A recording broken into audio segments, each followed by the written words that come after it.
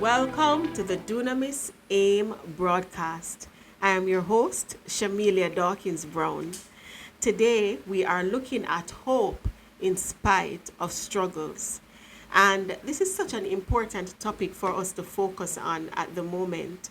At a time such as this, when we're hearing of war and rumors of war, we're hearing of instances of famine and also global recession, it is very good time for us to focus on hope in God. Today we want to take examples from the life of Job. Job is a story of much hope. It's a story of restoration, and it's a story of what can happen when one simply trusts in God. Job 1 verses 2 shows us that Job was a blameless man. He was a man who was God fearing and upright. And as a result of his God fearing nature and how he communed with God, the Lord saw it fit to place a hedge of protection around him. Job 1 verses 3 speaks of Job being the greatest among his people in the East. And we saw that Job, in all of his greatness, never forgot God.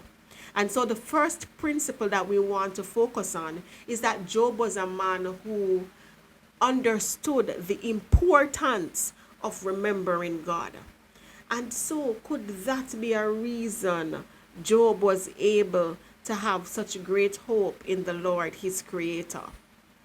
Now, when we focus on life, it is oftentimes so easy for us to remember God when we are having problems, when we are facing trials and tribulations, when we are experiencing our dark terrains. But how many of us are able to not only to remember but to focus on God during those good times? And so I am here to remind you that Jesus Christ ought to be the center of your world, both in good and bad times.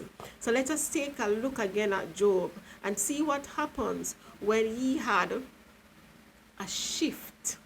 And so we saw him moving from everything being all good to all of a sudden calamity hitting him. We saw where he lost 10 children in one day. He lost 7,000 sheep. He lost 3,000 camels, 500 donkeys, 500 yoke oxen, and many servants. And what did he say in Job 13 verses 15? Yet he slay me. Though he slay me, rather, yet will I hope in him. Some translation says, though he slay me, yet will I trust in him. And so we understand the secret to Job's success was his ability to have hope in God. The secret to Job's success was his ability to trust in, to rely on, and to adhere to the principles of God.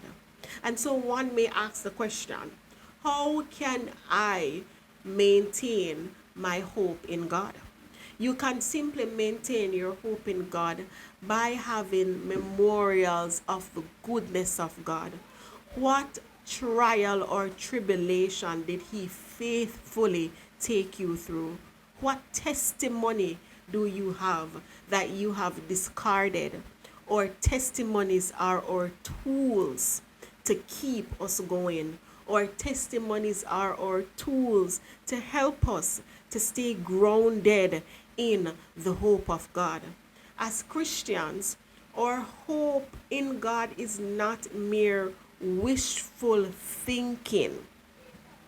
Our hope in God is having the confidence and the surety that He is able to do exceedingly and abundantly and above all that we could ever ask, think, or imagine. So, can you imagine losing it all and you're saying that through it all, I will keep my hope in God?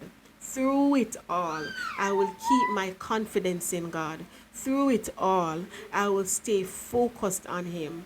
We are being reminded today that through it all, our God is able to do for us more than we could ever ask, think, or imagine. His word says in Jeremiah 29, verses 11, I know the plans I have for you. And those plans are plans to give you a hope, a future, and an expected end. And so I want to end this broadcast today by reminding you today that the Lord, our Creator, has your future in His hand. And as you hope in Him and as you trust in Him, He will present to you your expected end. Have a great rest of the day. Thank you so much for joining the broadcast, and I'll see you in the next video.